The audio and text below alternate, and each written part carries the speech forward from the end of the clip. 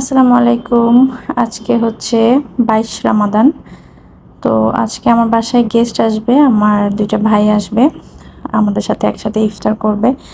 So এই জন্য আমি রান্নাবান্নার টুকটাক কিছু প্রিপারেশন নিচ্ছি, খুব বেশি না। ভাজাভুজি তো করবোই যেহেতু গেস্ট আসবে। সাথে হচ্ছে আমি আজকে তেহেরি রান্না করছি সরিষার তেলের, একদম মানে পুরান ঢাকার স্টাইলের যে তেহেরিটা সরিষার তেল দিয়ে করে, খাসির তেহেরি, সেটা করছি। তো তেহেরি বরাবর আমার খুব পছন্দ। আমার বিরিয়ানি থেকে তেহেরিটা খেতে খুব বেশি ভালো লাগে। মানে খুব অল্প উপকরণে রান্না করা হয়, খুবই ভালো লাগে খেতে। সো এখন এই যে মাংসটা রান্না হওয়ার পরে আমি জাস্ট রাইসটাকে মিক্স করে দিচ্ছি, সব কিছু একসাথে খুব ভালো করে মিলিয়ে নিচ্ছি। এই তেহেরিটা আপনারা যারা বাসায় রান্না করবেন সরিষার তেলে রান্না করে দেখবেন, মানে যারা এখনো খাননি আর কি, তাহলে বুঝবেন যে এটার টেস্ট আসলে কীরকম। বেশি করে কাঁচামরিচ দিতে হবে। তো এর ডিটেলস রেসিপি আসলে আমি অনেকবারই শেয়ার করেছি, আর অনেক সময় দেখা গিয়েছে যে চাইলেও রেসিপি ওভাবে করা যায় না বা ভিডিও করা যায় না, একটা তাড়াহুড়োর মধ্যে থাকতে হয়।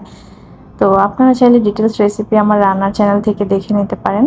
আর এই তো আমার তেহেরি কিন্তু ডান, সুন্দর মতো হয়ে গিয়েছে। আর আজকে আমি এটা আগে বসিয়ে একদম কমপ্লিট করে ফেলেছি, কমপ্লিট করে দমে বসিয়ে দিয়েছি।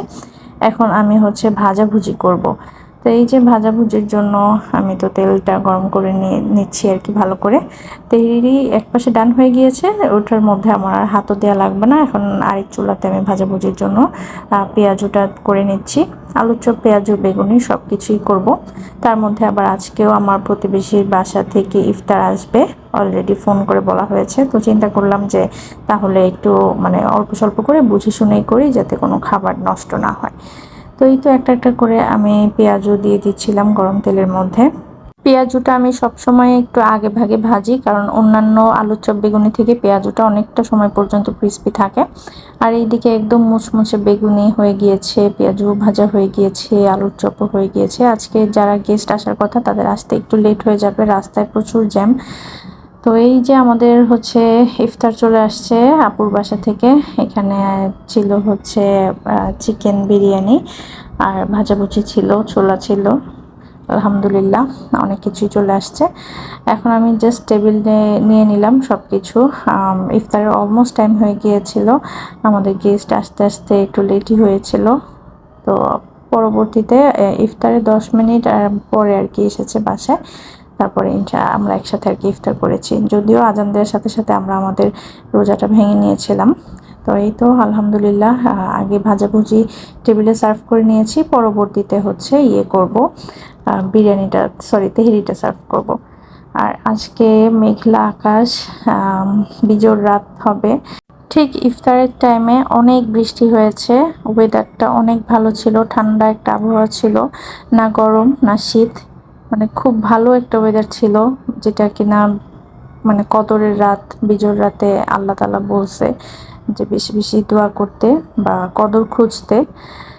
তো আলহামদুলিল্লাহ এদিকে হচ্ছে আমাদের গেস্টরাও চলে আসছে, আমরা মোটামুটি ইফতার করে নিয়েছি, তারপরে হালকা করে একটু ভিডিও করলাম। দেন ইফতার করার প্রায় 1.5-2 ঘন্টা পরে আমরা হচ্ছে বাদবাকি খাবার খেয়েছি, কারণ ওগুলো খেয়ে টুকটাক আর খাওয়া যায় না। দেন 2 ঘন্টা পরে আমি হচ্ছে এই যে তেহেরিটা সার্ভ করে নিয়েছি। আমার সরিষার তেলের পুরান ঢাকার স্টাইলের তেহেরি, সাথে ছিল শসা টমেটোর যে বাংলা যে সালাদটা, সেটা, লেবু, কাঁচামরিচ আর কাঁচা পেঁয়াজ তো থাকতেই হবে। তো অনেক মজা হয়েছিল আলহামদুলিল্লাহ। এবারের রোজায় প্রথম তেহেরি রান্না করলাম। নর্মালি আমার তেহেরিটা রোজার মধ্যে 2-3বারই রান্না করা হয়। আর এটা হচ্ছে তখন বাজে রাত্রের প্রায় কয়টা হবে, 3টার কাছাকাছি হবে। ওই মুহূর্তে আমি একটু বারান্দায় ছিলাম, দেখলাম যে চাঁদ উঠছে, হাফ মুন, মানে এত সুন্দর লাগছিল। আমি ক্যামেরায় অনেক চেষ্টা করলাম একটু সুন্দর করে ক্যাপচার করতে, বাট হচ্ছিল না। জাস্ট একদম সামনাসামনি উঠেছিল। ঈদের চাঁদ হচ্ছে আস্তে আস্তে, চোখে দেখতে মাশাআল্লাহ, আলহামদুলিল্লাহ, সুবহানাল্লাহ, অনেক সুন্দর লাগছিল। তো একটু ছোট্ট করে ভিডিও করে নিলাম আর কি। আল্লাহ হাফেজ।